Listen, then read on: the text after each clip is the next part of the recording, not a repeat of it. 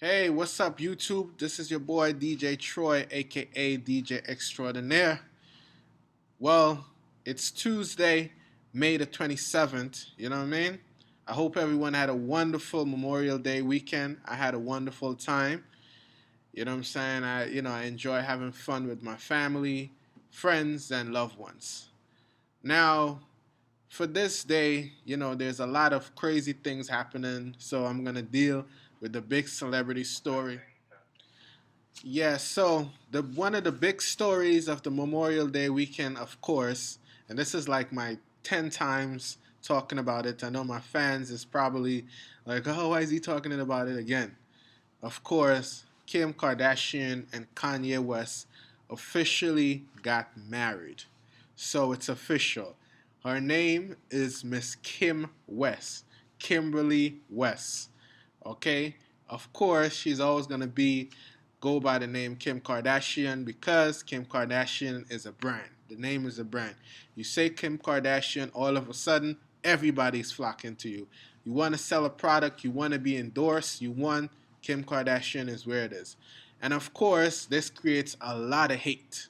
Okay, because a lot of folks are wondering why is it that this girl got famous for basically doing nothing, and why is it that everyone is so hype over her, and why is it that the world has gotten so caught up with her. I even saw this horrible newspaper heading that says, what did it say?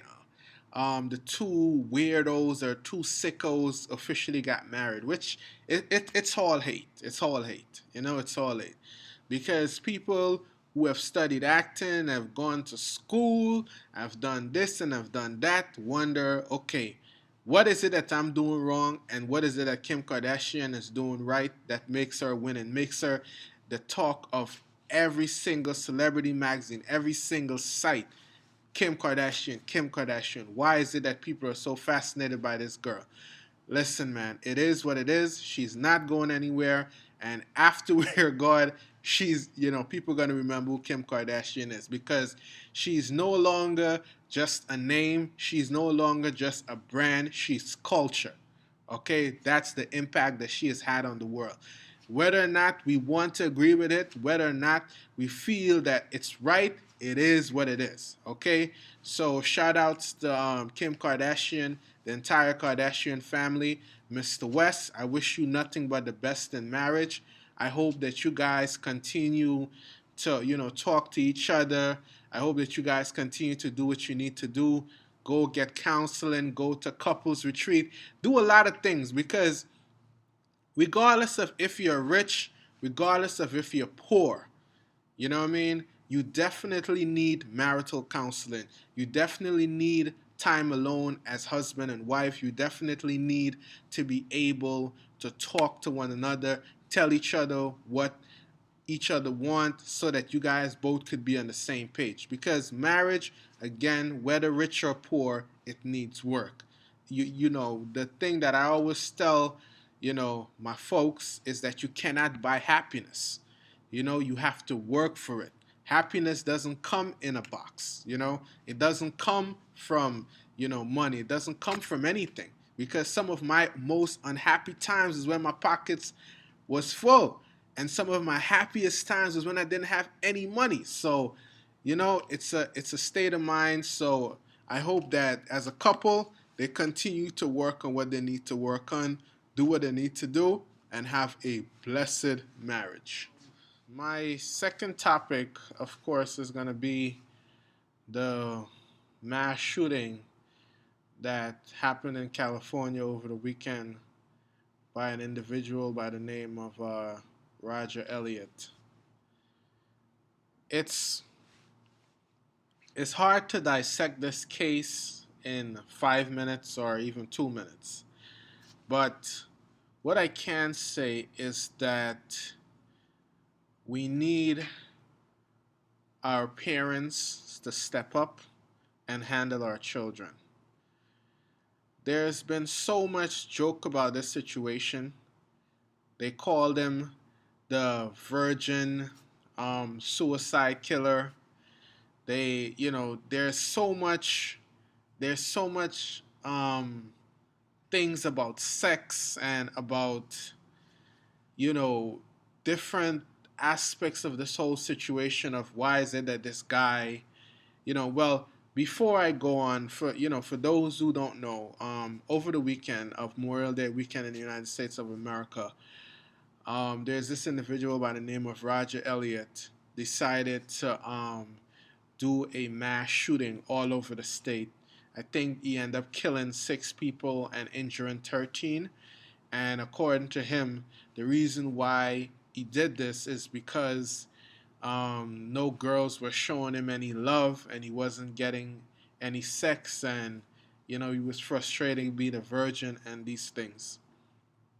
And for all of us men out there, we understand when it comes to sex, not getting it, how frustrating it can be and how it can drive you crazy. But I don't think it has driven us to the point of actually killing 6 people, okay, with the oldest profession in the world, okay, readily available, the oldest profession in the world. Any virgin, okay, could get his needs satisfied, okay, any virgin, any virgin. So there, I don't think that was this problem. I think that this was an individual who had many issues, and the fact that he wasn't engaged in a sexual relationship compounded these issues and basically turned him into a psychopath and basically led him to kill innocent people because he wasn't receiving love. And when I looked at his picture, he's a pretty good looking guy. The guy also drives a BMW.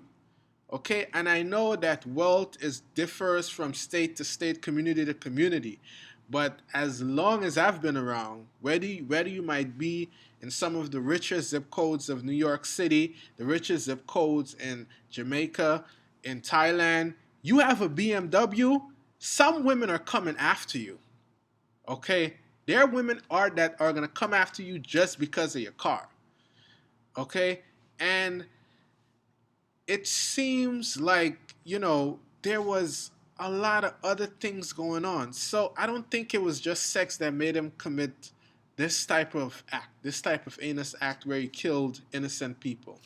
I think that there were issues about his father not being there. There was issues about bullying that he written in his I think it was 100 and something plus page manifesto of all that he went through. I think there was a lot of issues happening. And I think personally, this might just be my opinion. For all the psychologists and all the professionals who are going to probably see my video, you could probably tell me better. But I believe personally that if this individual father was there for him more, was there to guide him along the way, okay, was there to give him advice about women and understand that being rejected is not the end of the world. Understand, well, okay, if you're rejected, there's other people out there that's going to love you. Okay? I'm sure if he had just taken a flight to one of the Caribbean islands, if he has just taken a flight to even Thailand or even Japan, somebody was gonna fall in love with him because I looked at the guy. I'm like, listen, you're a very good looking guy. So him not understanding the concept of options, you know, and probably not having someone to guide him along the way really made him, really made him crazy. Okay, and I think that if he had a strong role model in his life, things probably would have been different today. Okay, and I don't know the full story of this whole situation because it's so crazy, but for all my viewers out there who know individual and who are probably going through the same sexual frustration and these things, just always understand that there's always options out here. Okay, you might not get the girl that you want or the people that you want, but you might get something even better than what you even imagine. Okay, open your horizon, diversify your hustle, because there's so many lonely women out here. There's no reason why a man should say that, oh, I can't get anybody. It's not possible. Okay, so I'm praying for the victims who were killed. I'm praying for their families.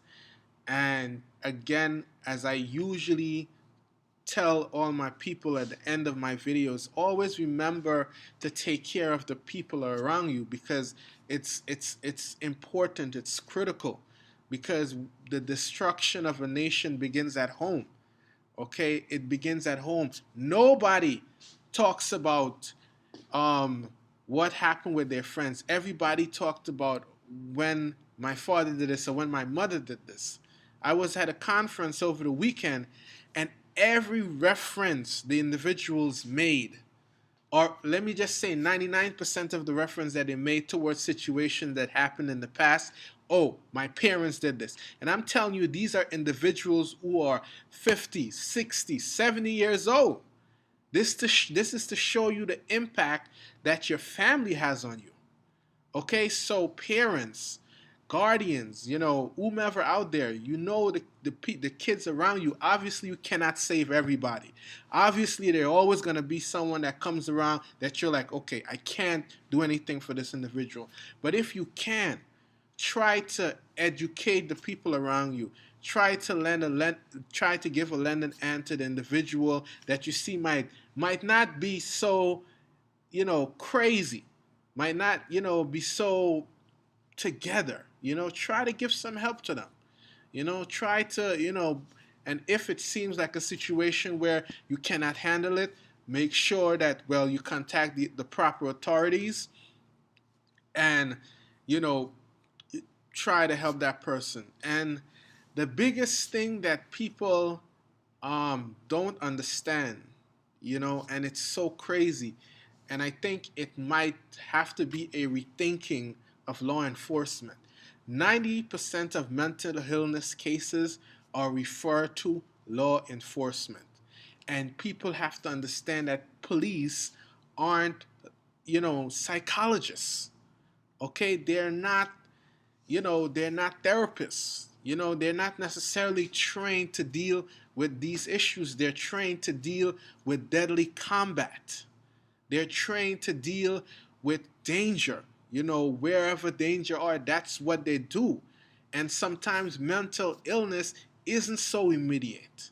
What is going on in people's head aren't so clear at any given point in time. So sometimes when you call the authorities, they don't know how to deal with these cases. So if you see that you could help, please do. And I really wish the family the best. I really wish those who have lost, their kids over the year, 20-something-year-old girls. It's just horrible. It's just terrible. It's just really terrible. And again, my condolences to the entire family, and also to my condolences to Roger Elliott family, because I know that they're not happy about this. They just aren't.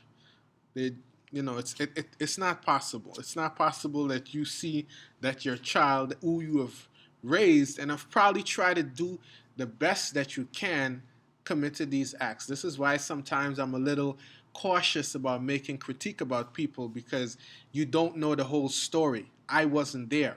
I'm just a I'm just an interviewer slash blogger who's out here, giving my opinion on the events of society. So sometimes my ideas might not be exactly what's going on, but based on what I've seen, it seems like there was a little issues out there where guidance is concerned to this young man. Somebody was not talking to him properly. Somebody didn't sit him down and said, listen, this is how life works.